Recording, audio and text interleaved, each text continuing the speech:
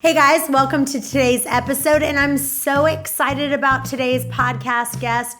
It's Kristin Savory. Did I say that right, Kristin? Yep, it's Kristin Savory. Okay, and I've been a big fan of her podcast. I just started listening it, and so I'm so excited that she agreed to come on to today's show. Tell everyone the podcast that you're running, Kristin. What is it? The podcast is named Thyroid.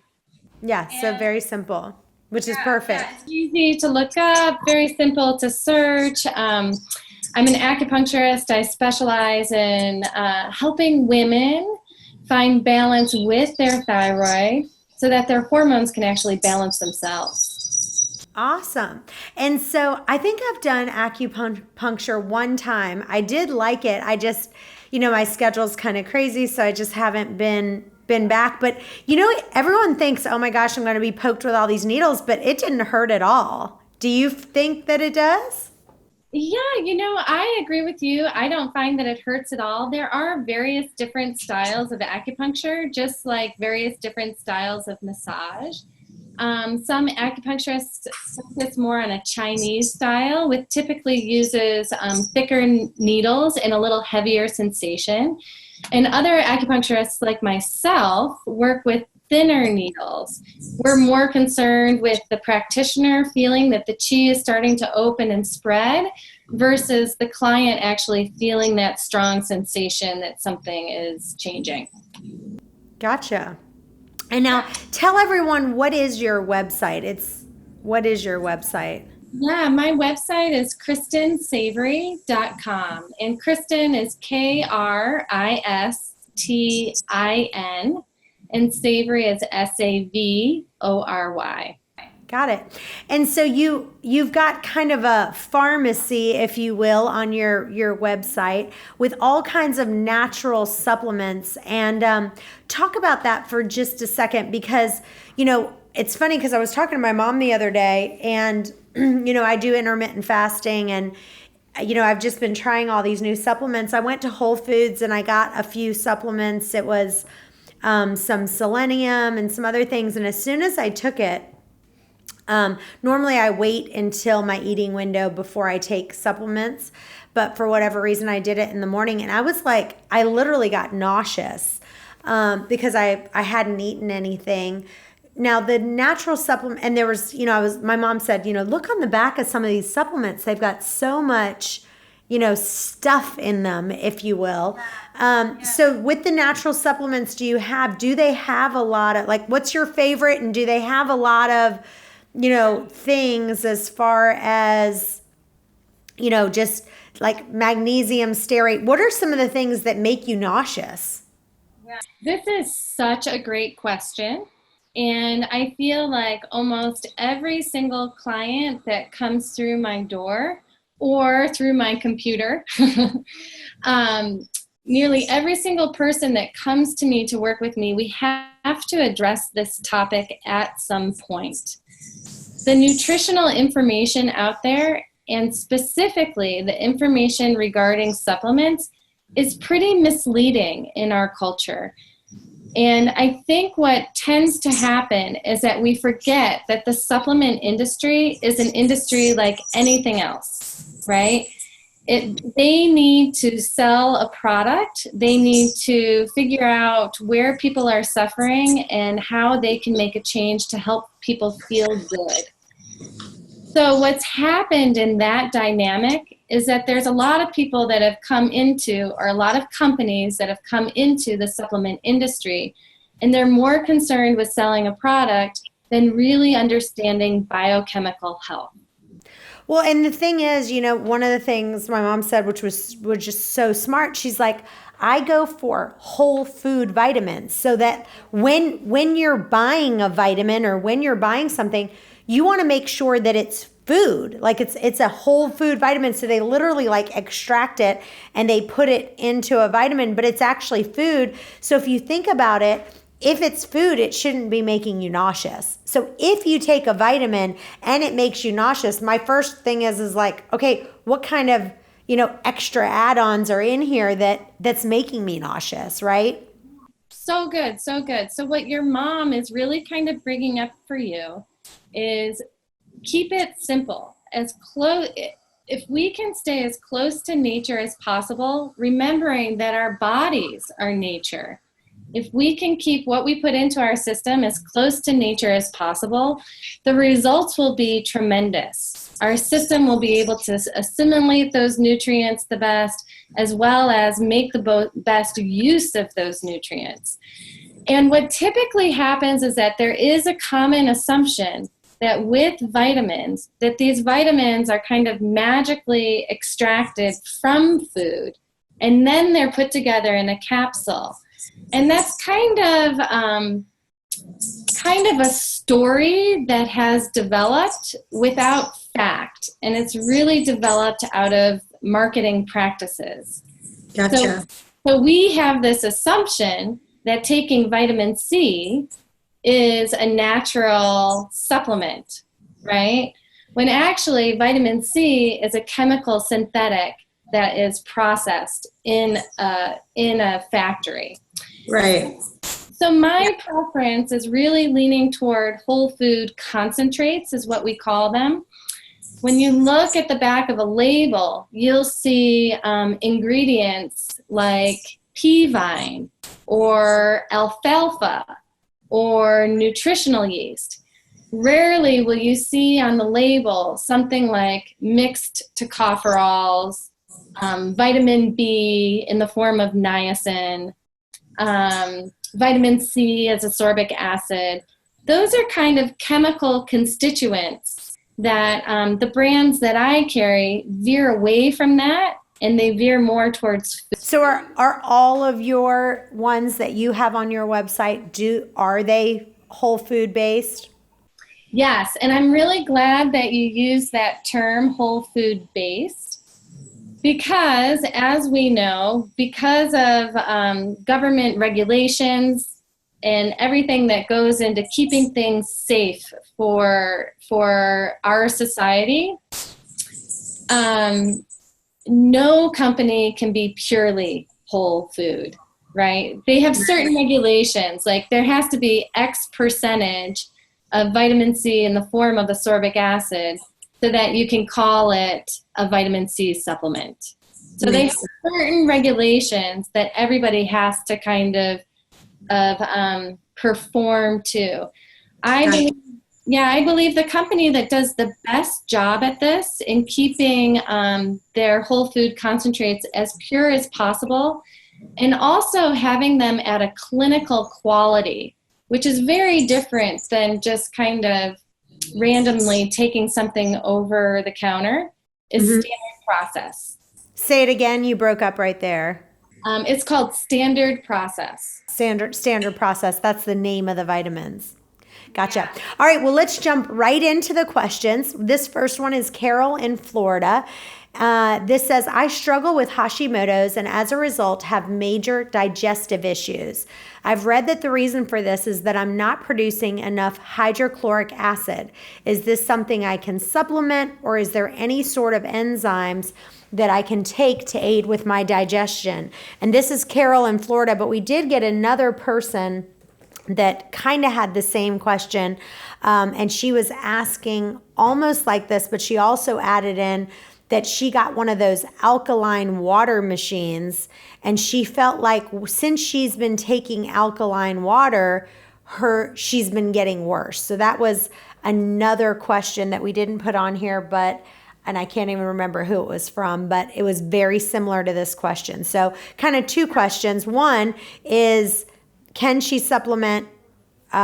Was there any kind of enzymes that she can supplement to aid with her digestion? And talk about hydrochloric acid for just a second. Yeah, great question. So Carol, I love it when clients can make that connection just already within themselves, that she's noticing because of her Hashimotos or in relationship to the Hashimotos and how her endocrine system is functioning today, that she's noticing digestive stress. It's great that she can make that connection. So good job, Carol, on that. And then taking it from there, whenever there is a low functioning thyroid, and so a low functioning thyroid in a blood test that will look like a high TSH level. When a person's thyroid is low function, by definition, they do not produce enough hydrochloric acid. That is just a regular kind of standby. Regardless of why that thyroid is not functioning at its best, it will produce less hydrochloric acid. So often, Carol and maybe some of Carol's friends might feel that with their Hashimoto's diagnosis or a low functioning thyroid, that they might also find that they have a whole bunch of food allergies, right? And then they might start going ahead and eliminating those foods. Well, the problem is not in the foods. The problem is really that their digestive system is not supported enough from the endocrine system. So I believe that the best way to address this is symptomatically, yes, take in hydrochloric acid so that food starts digesting in their stomach more efficiently. That takes a lot of stress out of the liver and the gallbladder. But then so is there a difference? Let's talk to people about the difference between hydrochloric acid and digestive enzymes. Absolutely. Let me just back up 1 minute before we move on to that, though. What is critical in terms of Carol's case, we could go ahead and give her hydrochloric acid, and that would take care of her symptom. But does it take care of why the problem started at the beginning? No. Right. It doesn't. So on one hand, we want to give her hydrochloric acid so that we take care of what her initial problem is, but we still need to give her endocrine support. We still need to give her something that is supporting the thyroid gland in relationship to her pituitary, her adrenal glands, as well as her pancreas or maybe her ovaries. Okay? So when someone's going to eat, so like I think that, there's tons out there about digestive enzymes and stuff like that. So, one question that we have gotten in the past, we have a lot of people ask this is if I take digestive enzymes, is my body going, like let's say at every meal, I take some digestive enzymes, is that going to make it where my body is not going to be able to process that food without the digestive enzymes? What's your opinion on that? Mm-hmm. Yeah, another really good question. That is the trickiest piece about supplementing and why I usually recommend that nobody supplements by themselves. Okay? I really believe that we can get into a biochemical quagmire if we take care of our own supplement needs. Because what we're looking at over the long term is pacing. And what we don't want to have happen is that the system starts to rely on the supplement to perform the body's function. So what we're looking at when we do supplement, whether that is endocrine support, hydrochloric acid support, or enzyme support, we're looking to wake something up in the body so that your body can then start to perform the function by itself. Does that make sense? Yeah, it does. Absolutely. Otherwise we're walking around with crutches like for the rest of our lives. And no, they might not be crutches that go underneath the arms, but they're crutches that we're taking daily. Right. And so hydrochloric acid is just a supplement that you could get at Whole Foods or online or on your site. And literally, would you suggest that if someone's having digestive issues for a little while that they should be, what would you recommend, the hydrochloric acid or the digestive enzymes? Which one? I generally lean towards the hydrochloric acid first, and there's a really good reason for this. It depends case by case in terms of what is happening for that particular person. But often I like to start things as high up in the system as I can. So instead of wiping out a problem all completely, I want to give the support as early as I can. When I give hydrochloric acid as support, I'm taking care of food being digested in the stomach. right? So if food is digested properly in the stomach, then I'm kind of providing a window of opportunity for the liver, the gallbladder, and the pancreas to respond in a healthier way, which will then provide the enzyme support for the small intestine.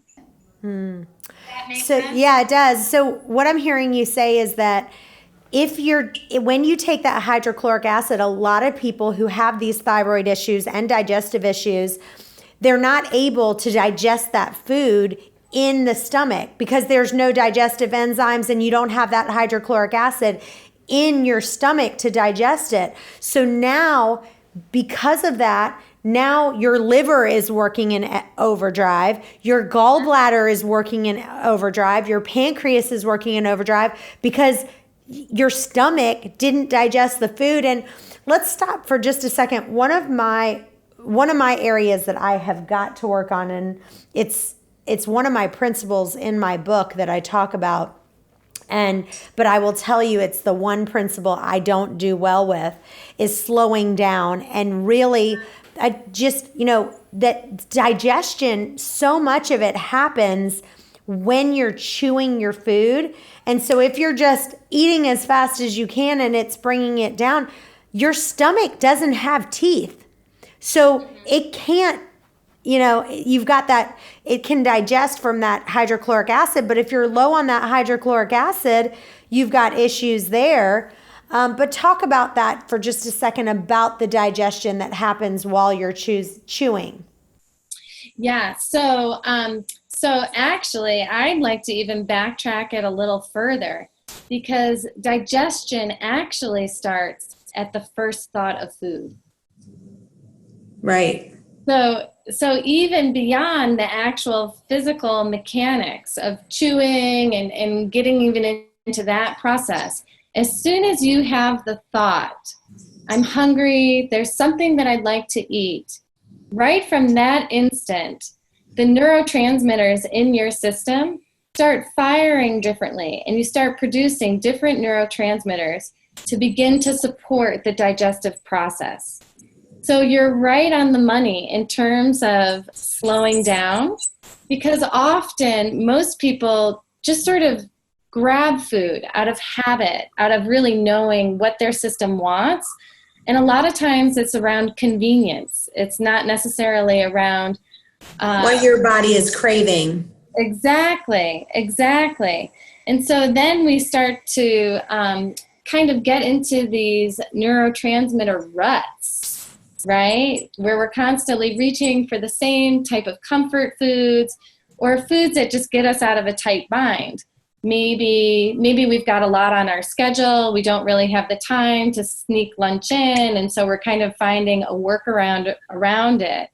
And then we get in, and then we choose that same convenient food or craving food or comfort food to get us out of that tight wedge. Right. So as far as the hydrochloric acid, what's funny about that is if you go to like Whole Foods or any of these places, like, you always see all this stuff about digestive enzymes and stuff like that. But you don't see a lot of hydrochloric acid like pill, you know what I mean? When you're going there. And so there's something called HCl with pepsin. And then so just talk about like, where do you get this hydrochloric acid? How much do you take? Do you take it with every meal? Talk about that for just a second. And what is this HCl with pepsin? Right. So, and there's another one called betaine HCl. So talk about that. My preference is for the betaine hydrochloric acid, and essentially what that is that that's a hydrochloric acid that's coming from a cow, and it's really it's in the closest biochemical form that we can have to our own body. So that's definitely my preference. But it kind of goes back to that initial answer where the supplement industry, it's an industry. So they're looking to sell products just like any other industry. And they sort of have to kind of keep current with what's the new edge, what's going to make my product look different or stand out on the shelf. There's a lot of misconceptions around hydrochloric acid, especially from the medical industry, where there's the idea that too much acid will cause reflux. And so a lot of companies have added ingredients like pepsin to serve as a coating. Right? So would you say you wouldn't recommend the pepsin? No, it's unnecessary. It's not, that's not the issue at all. So when you say betaine, BETAINE HCl, that is the one that's coming from the cow? Yeah, it's just the purest form, betaine. The purest form. So if you see something that just says hydrochloric acid, but it doesn't say betaine hydrochloric acid, then you know that that's, so your ideal one is the betaine HCl. You can assume that that is the one that's closest to nature. And would you say 500 milligrams? Would you, when you're done eating, would you take one of those or?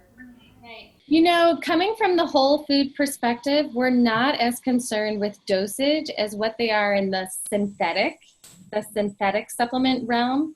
The synthetic supplement realm has really organized itself around daily values, percentages, and milligrams.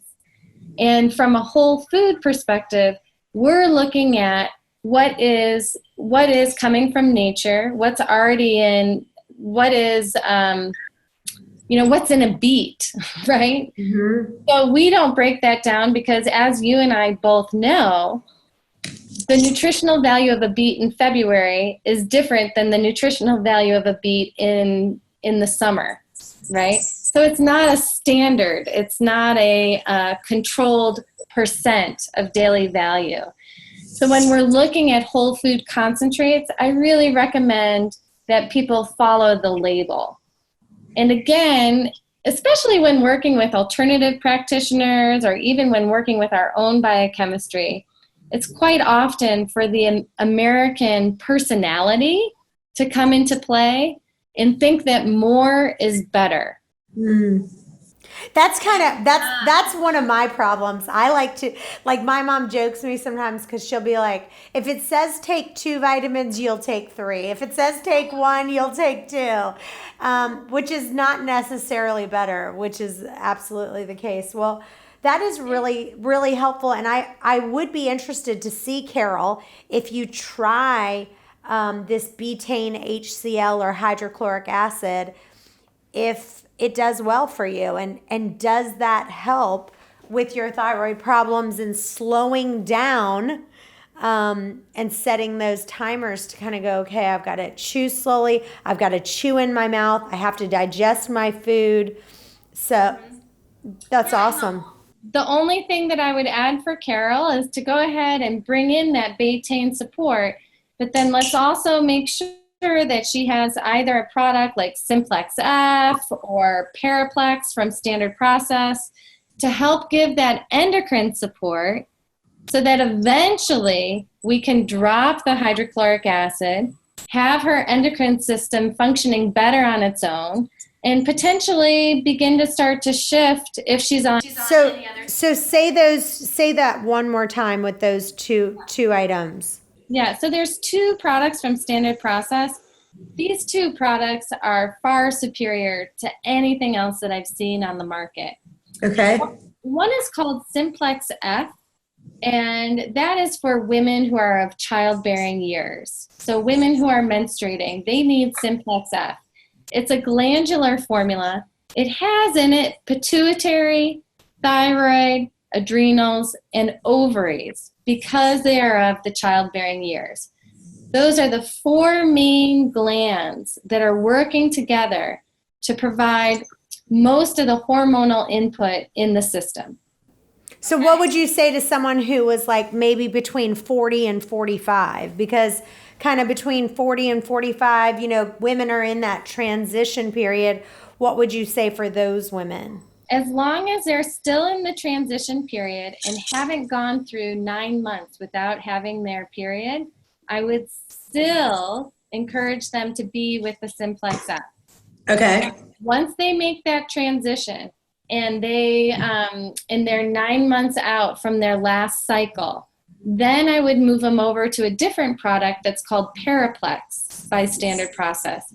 That has in it the pituitary, thyroid, adrenals, and then it has pancreas instead of ovaries.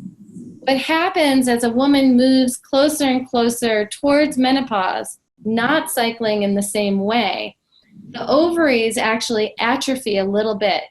It's not that the ovaries aren't as important or don't play an endocrine role, but the ovaries kind of move more towards the background, and the pancreas and your blood sugar levels become even more important in the menopausal years. Awesome. Hey guys, I'm so excited that my new book, Waste Away, The Chantel Ray Way, is now available on Amazon, Barnes & Noble, and pretty much anywhere you can find books. But we also have the audiobook, the ebook, and my new recipe book that you can download all the recipes that I love that I make, and it's super cheap. It's all my favorites. Anyway, if you have a minute to write a review on Amazon, I would be ever grateful. Well, this is another question. It's from Angela in Rochester. She says, you've mentioned before in another podcast that taking my basal body temperature is the best way to check my thyroid, but I haven't found an affordable thermometer for this. What is the big difference in using a normal thermometer to take my temperature and checking my basal temperature? You said that morning temperature is most accurate, so I've been sticking to this. That's great. And what was her name in Rochester? Angela. I'm from the Buffalo area, so I have even more love for this question. So that's a great question. Angela, I try to keep everything as simple as possible for my clients. I really am not interested in life being a hurdle. So you can get specific basal body temperature thermometers, but I don't think that that's important. I am happy for people to be using a regular thermometer. The reason... But honestly, like, her question's a little strange, Angela, and forgive me if, I just went on my phone to go on Amazon, and you can get a clinical basal thermometer for like $18 on Amazon. So... yeah. I don't know where she's looking of where the prices are, but you can get one from $18 to $25. And another question we get is basically, to expand, is saying, what is the difference between, first start with that. What's the difference between a normal thermometer and a basal one? So start with that, Kristin. Yeah, a basal body temperature thermometer, it's an old mercury thermometer. So when you think of those old school thermometers that I grew up with, I don't know, you're a little bit younger than me. So those old school thermometers, the glass ones with the mercury in them, that's a basal body thermometer. Our newer thermometers, they operate a little bit differently. And so those ones are because of how they're reading them, it's just not quite the same. But for me, that piece is not so important, because what we're really looking at over time is what those readings are over time. So as long as we're using the same tool and not switching back and forth, we're still getting a scientific read. So again, in interest of keeping it as simple and easy, cost-effective for people, I usually tell them, use whatever thermometer you have at home, because that will still... Well, and you're right. Like, if they want to get one of those mercury thermometers with the basal body temperature, but really, now they have digital basal thermometers, and the digital basal thermometers, basically, the main difference is really that the body temperature, they do it by tenths of a degree. So instead of like a regular thermometer saying your temperature is 97.3 or whatever, they're now saying it's 97 point, like instead of just 97, they might say like 97.05 or, whatever it is. It's to 100th of a degree. Yeah. 100th of a degree, yeah. What happens automatically within that thermometer is that it'll take that 100th and it'll round it up or round it down for us. Mm-hmm. So, yeah.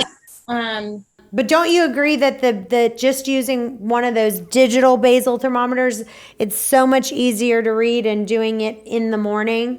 In my opinion, it is. And that's one of the reasons why I don't necessarily push people towards getting those old school thermometers. It's just simple. It's timed. Technically, the reading's supposed to be under the armpit. Forget that. That's just awkward for people. Are they getting it in the right position? Is the arm folded over enough? It just makes it too complicated. Take it as normal, under the tongue, and continue to track your readings so that becomes our scientific curve. And wouldn't you agree you need to do it right like this before you get up to go to the bathroom, like literally stick it next to your bed, and the minute you wake up, you literally grab it and stick it in your mouth. Absolutely. Is the most accurate. As soon as you activate your adrenal glands and activate your metabolism, which you do as soon as you stand up, you will get a different read.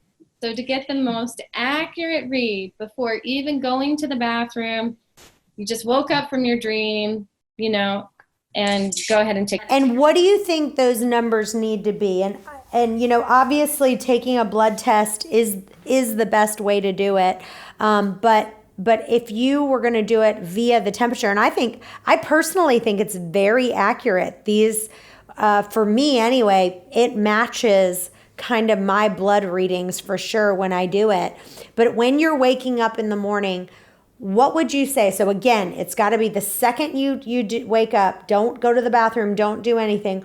What would those readings be if you would say, if it's between this and this, you might want to get blood work and there's a possible thyroid issue? What would you say they are? Yeah, again, I like to look at an average when doing that, because that average will kind of shift per person. And again, when looking at that average, we really need to know where the woman is in her cycle. Because from your experience, yes, your temperature is going to drop significantly around ovulation. So I don't want that. And that's what women do. That's what women have done years ago to figure out, are they ovulating or not, right? Totally. And they'll spend a whole bunch of money on those ovulation kits. And you don't necessarily need to. You don't necessarily need to, especially after you track, especially after you're tracking at least for a month or two, depending on how. So look, we're saving everyone money right now. No one needs to go. If you want to figure out you're trying to have a baby, and you want to do this, and honestly, I've known people to use this method instead of using condoms and birth control, because, birth control has gotten such a bad rap now of all, how bad it is for you. And you could literally use this method for keeping pregnant. So let's first talk about that for just a second. For those people who are trying, let's just say they're trying to get pregnant, what would that temperature look like when they are ovulating? Right. So we really we'd like that basal body temperature to be around 97.8, right? I mean, that's ideal. Once the temperature starts dropping down towards 97.6, 97.5, that's okay for a waking temperature. But if we're getting down towards the 97.3s, 97.2s, that's a cause for me to go ahead and do, not necessarily be aggressive, but to start providing direct support or request somebody to go get testing, okay? Now, when we're looking at a basal body temperature chart, especially in terms of women who are wanting to get pregnant, we're looking for day 1 through 14 to be at a certain level, probably around 97.6 is what we're looking at, okay? And we like that line to be pretty even. So maybe on a day it's 97.5, maybe on another day it's 97.6, maybe on another day it's 97.7, but it's not all over the place. And then So if it is all over the place, what is that saying to you? Yeah, that's indicative of some type of endocrine disruption, or even a complication with the liver not processing the hormones as efficiently as it could. Gotcha. Yeah. So it starts to kind of expand out a little bit, because it's not just the endocrine system that is making processing. So if someone is looking to, say, oh, am I ovulating or not? Would you say around that 97.3, you would say that might be where they would be ovulating during that time? Yes. Now, so around day 12, day 14-ish, anytime in there, if we see a significant drop, it could go 97.3, 97.2. That is likely a sign that is a day of ovulation. Mm-hmm. Okay. So that's really important. That's really important, because you need to know, am I ovulating or is my thyroid acting up, right? So you really need to be, that's such a great point, because we need to be measuring your temperature, not just for one day and going, okay, it's 97.3, my thyroid's off, right? I need to see am I ovulating. And how many days is a woman looking like they're ovulating for? I'm sorry, I missed that question. So the ovulation standard in a woman is approximately how many days? Yeah, well, ovulation itself will kind of last over 2 days or so, right? And so there's a little bit of a lead up before it, and then a little bit of like action during it. So in terms of getting pregnant, we're looking at a 3 to 5 day window around that time period.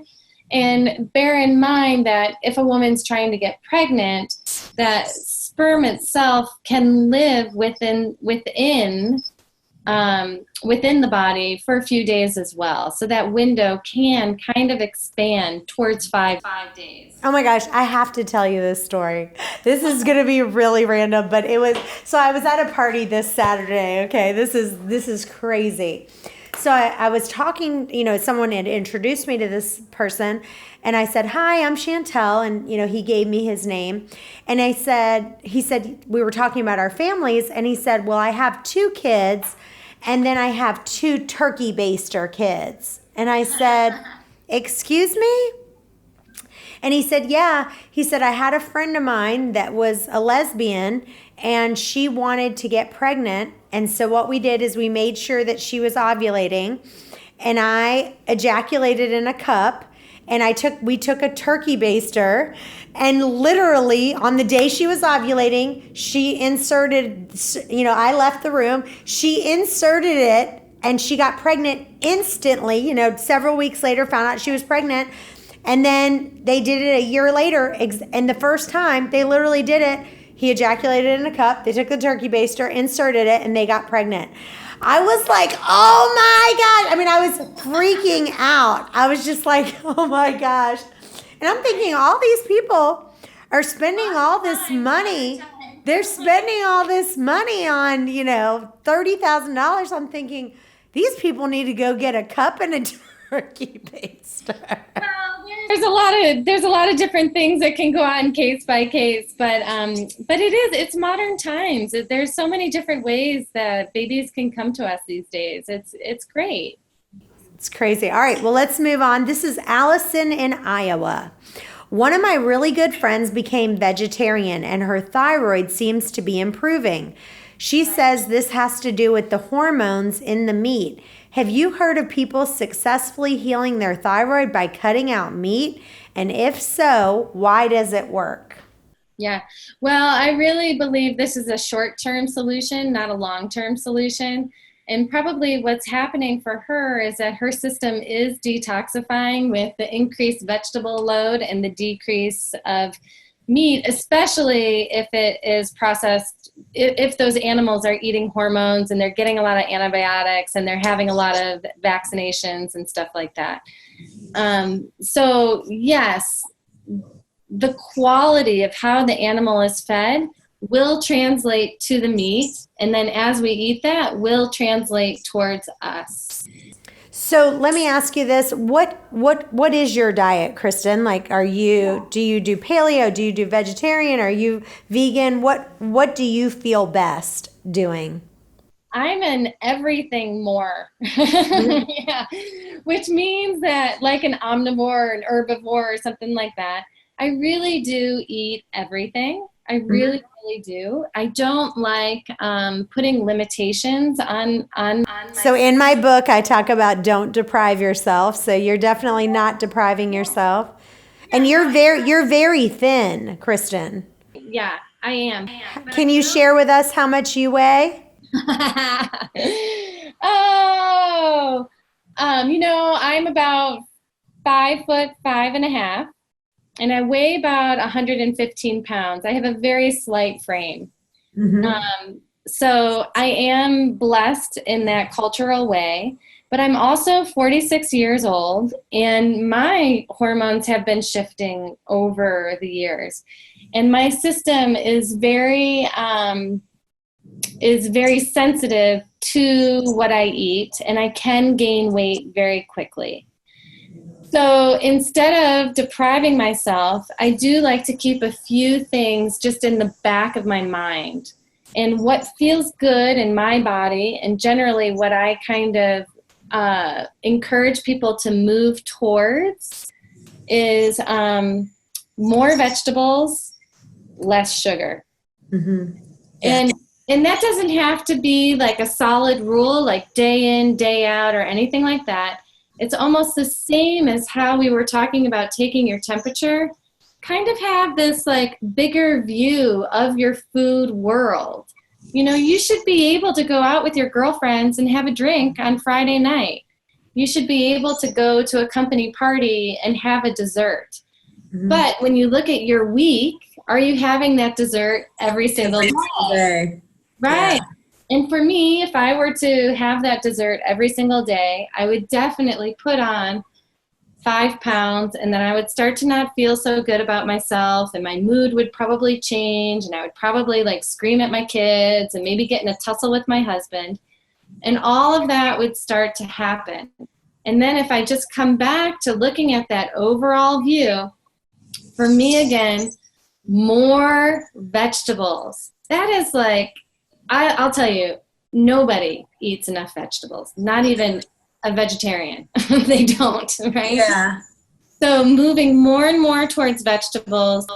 And then now, how is your thyroid? How is your thyroid doing? Are you taking anything for your thyroid, or does your thyroid function at high peaks? Yeah. My thyroid used to be a total mess. 16 years ago was a time in my life that it was very hard to get out of bed. It took me about 4 years to really understand what was happening and how to work with it. At that time, 16 years ago, I was actually taking a slew of what I didn't realize was synthetic supplements. Once I got off of those supplements and came back more to a whole foods approach, that is when I really started to see the shift. It took me about a year to put everything together once I kind of wrapped my head around what was happening.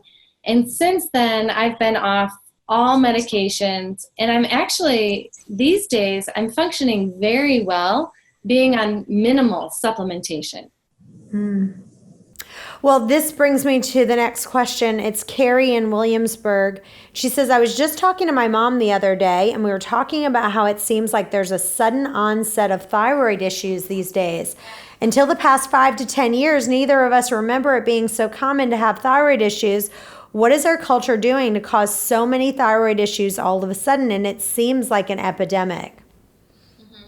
What do you think? I mean, I agree with this, Carrie. I'm glad you asked this question, but it's out of control, and why we're getting so. I'm so glad you came on the show, because we have had a couple people talk about thyroid on the show, but we just keep getting more and more and more and more questions coming in the onslaught about thyroid. Mm-hmm. I do think that there's two pieces to this component. I do think that we live in a time where there's so much awareness, and I think that is great, because people are starting to advocate for themselves, and they're becoming more involved in their health questions and how they're choosing to navigate their health solutions. So I do believe that with increased testing, there is more awareness. Now, we also cannot deny the fact that we live in a very chemical-oriented culture. So everything from buying our sheets to the carpets on our floor to new cars, there are halogens that are in our environment to a degree that have not been in our environment before. Halogens it's actually a chemical term. I don't know, if you can go back to your 7th grade science class, you learned about that one row of chemicals called halogens. Iodine, chlorine, bromine, they're all in the same field. There's so much chlorine and so much bromine in our environment these days. From the fire retardants, things that are put on our mattresses, the chemicals that go on our sheets, to even in the clothing, some of the clothing that they're bringing from China and all this stuff, has a lot of this stuff in it.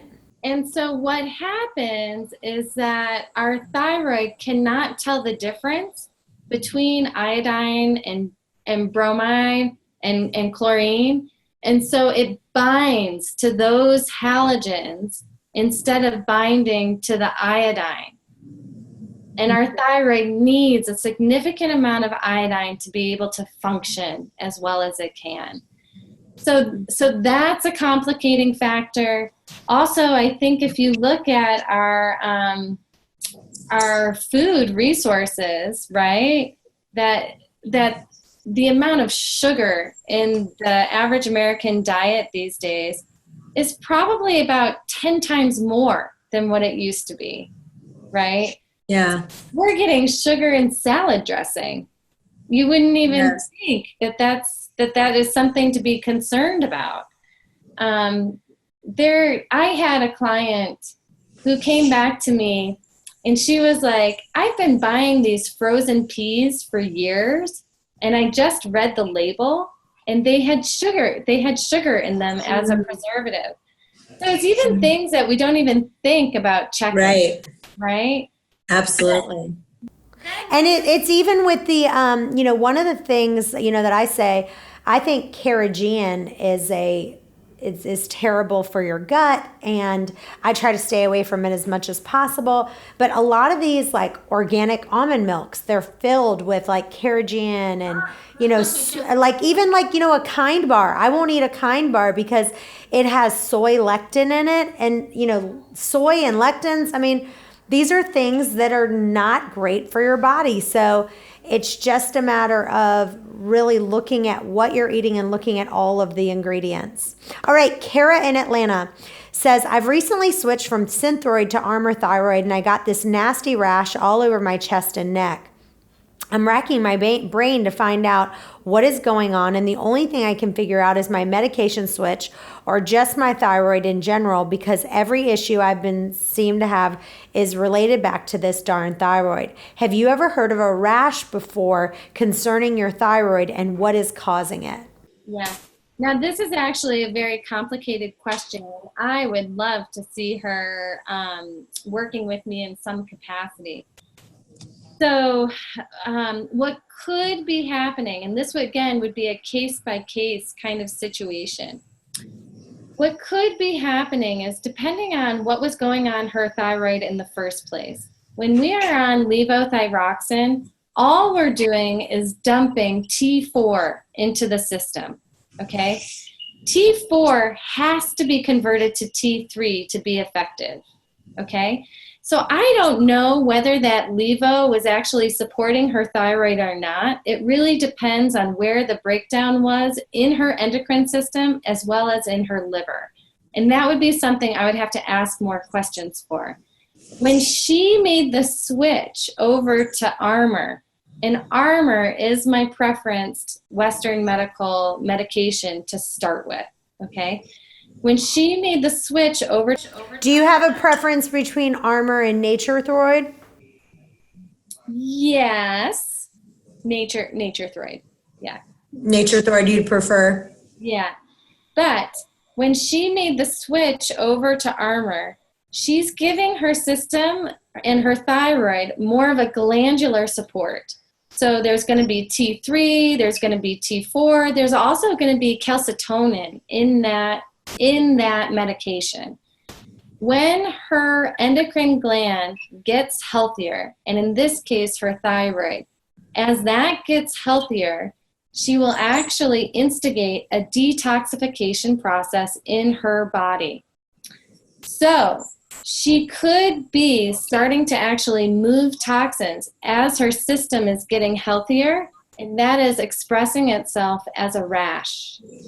So I would have to know timeline, how long is this going on for, what is helping the rash feel better, what is the qualities around the rash, so that I can get a better idea, is her system detoxifying or is she having a reaction?